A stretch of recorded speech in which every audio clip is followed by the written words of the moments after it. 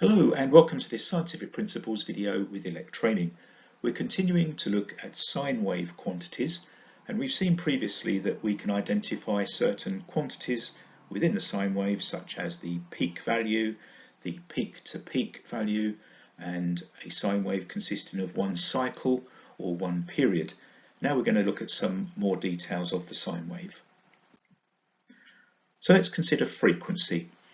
Frequency is the number of sine waves per second, and frequency is measured in hertz, and in this particular example the diagram is showing two completed sine waves. So for example, if the two sine waves were completed in 1 second, then the frequency would be 2.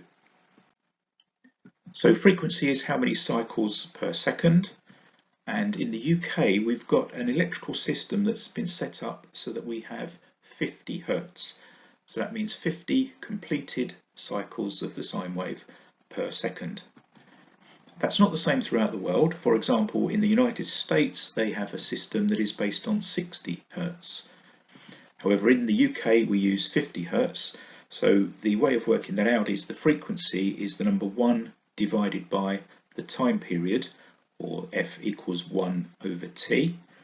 If I was to write that out for you, that would be, so the 50 hertz would be the frequency is equal to 1 over the time period. Now the time taken for one individual sine wave in the UK is 0.02 seconds. So if you were to put in your calculator 1 divided by 0.02, you'd get the 50 hertz. We can transpose that formula so that time period equals 1 over frequency, or t equals 1 over f, and all we've done in transposing is simply swap places the f and the t, so we can actually do the same calculation. This time, if I was to write that down, that would be the time is 0.02 is equal to 1 over 50. Again, if you put in your calculator 1 divided by 50, the answer would be 0.02, and that is the time period of an individual waveform or an individual sine wave. And so you can calculate the frequency using these formulae. Let's identify some more values now within the sine wave. We have what we call the instantaneous value. The instantaneous value is the value at any particular instant in time. So an instantaneous value could be 0, or it could be the peak value, or it could be any value in between. It literally just means that at any moment in time, if you were to measure the value at that moment, that is called the instantaneous value. Two other values that we need to know in a sine wave are the average value and the RMS value. Now you may remember that when you want to calculate the average of a set of numbers, you add all of those numbers together and then you divide by however many of those numbers you had.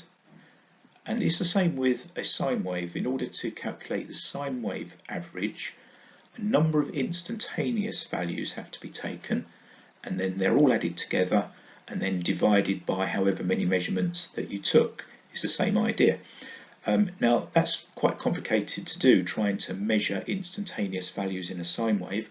However, scientists and mathematicians have done this and repeatedly shown that within a sine wave, the average value always works out to be 0.636 times the peak value.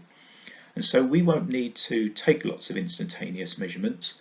We simply need to remember this multiplier that scientists have worked out for us, 0.636 times the peak value. That will give us the average value.